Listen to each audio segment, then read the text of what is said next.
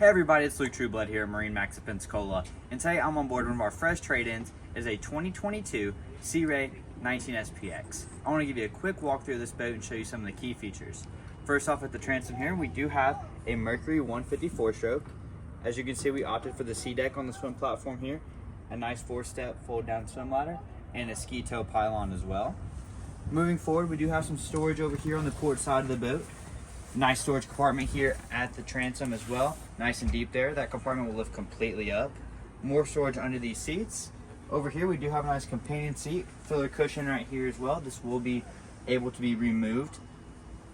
In the floor we do have nice storage as well. Over at the helm area you can see we do have a Simrad, Fusion audio stereo there, and a nice captain seat with a flip up bolster. Over here on the port side we do have nice storage under the helm here and a glove box up top.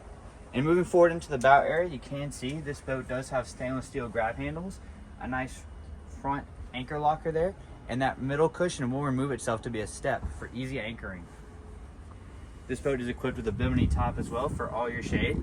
Come by, check out this boat in person, or like and subscribe for more content like this.